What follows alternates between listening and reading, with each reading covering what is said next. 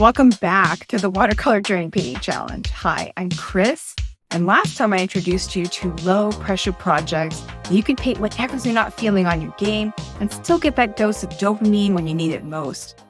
I painted a galaxy, which was super relaxing, and you answered back in a community with some galaxy paintings of your own, and I was just floored. I'll be sharing those with you later on, so stay with me. This time I'm going to continue the low-pressure project theme with a sunset painting.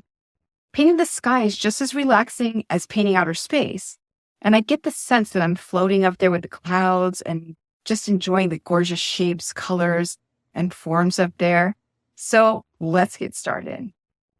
I taped my paper down because I'm going to get my paper pretty wet with this project, just like in the galaxy painting. I took this image from my backyard, and if you're wondering, I live in the desert, so we have a lot of palm trees here. But I'm just going to stick with the sky because I want this project to be simple. In fact, low pressure projects are all about simplicity, so you can just focus on relaxation. I'll paint in a wet on wet technique with my cobalt blue from my Viviva Colors spring pan set. Then I'm going to end the blue at an angle like this to leave room for the sunset colors I'll be painting. I want my yellows, oranges, and pinks to be nice and bright and not have to fight the blue, which it would have to do if it was painted beneath the entire paper. Not to mention the yellow would turn into green and the orange would turn into black, like we saw in the last project. So if you are painting your entire paper with a color, be sure it's very intentional. I'm also leaving a small white space for an additional cloud on the right. Now I'll use my beet yellow to start painting the first big cloud. Then I'll run this wet paint down into some streaks. These cloud lines are going at an angle, so I'll do the same. I'll leave some white in between them, and I'll finish painting the rest of the paper yellow.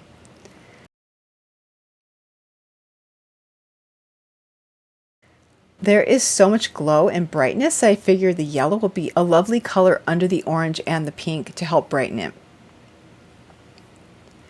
While that's drying, I'll start to paint some orange on parts of the clouds.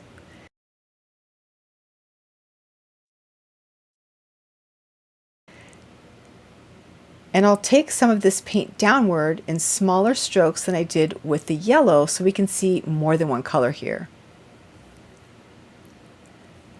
I'll fill in the bottom with some orange while the yellow is still wet and let it mix together on its own.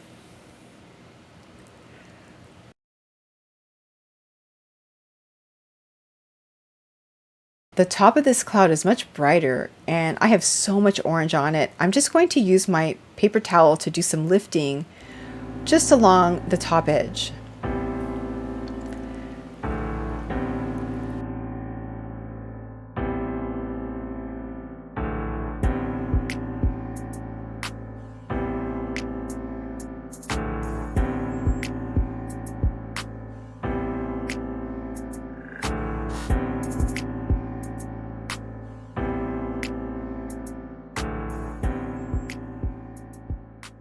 Now that this orange is mostly dry, I'm going to run some of the damp areas down in thinner streaks over the yellow ones so the yellow still shows, and I'm going to run some orange along the top edges of the clouds as well. I'm adding more orange to the bottom part of the cloud.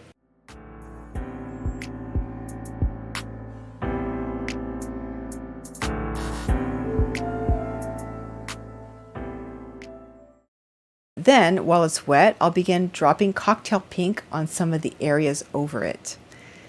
With the pink, I'll loosely connect the streaks to the bottom cloud with some jagged strokes. And I'll paint some cobalt blue in between the streaks so you can see the sky through them. I'm doing this separately from the sky above, so as I mentioned, I don't have to paint over the blue and lose not only the brightness, but have some weird color mixing effects happening.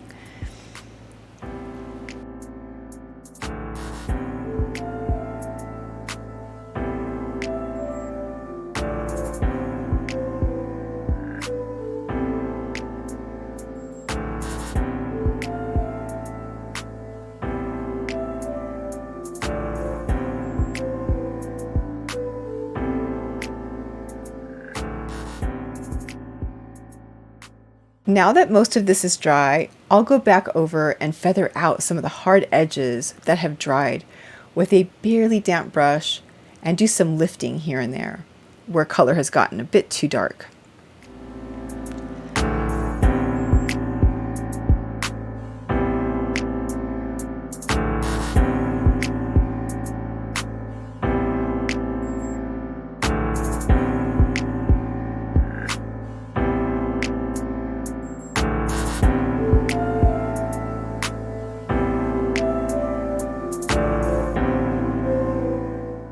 I'm adding some cocktail pink to the upper clouds and streaks to bring back more color. Switching to my small round brush, I'll feather out where the blue meets the top clouds.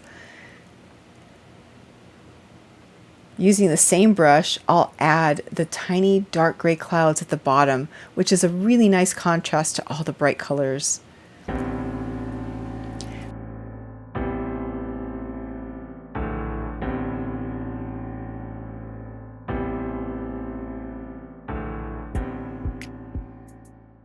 I've decided to add some clouds here at the top as well, since all the fun is in the middle and at the bottom of the page.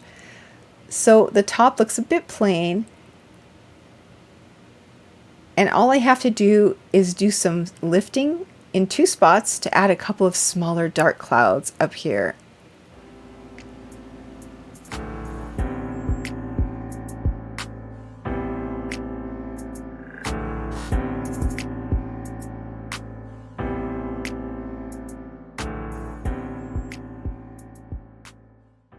And I'm all done.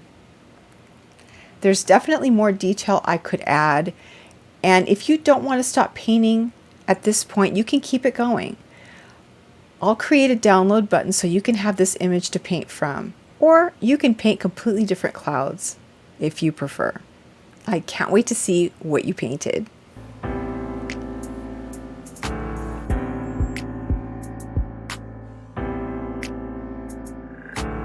I really hope you enjoyed that painting. And if you have questions or need some encouragement, let me know in the comments below or in our private Facebook group community, which is a safe space for you to share your art and your thoughts. There's a link to join us in the description. You'll also find a link to join us in this challenge where you'll get access to all the lessons, the image downloads, the full color workbook, the community, and an online challenge hub all for free. So you don't want to miss it. You might even see your artwork featured in one of these videos later on. And on that note, here are the beautiful Galaxy projects that have been posted in the community recently from our challenge members.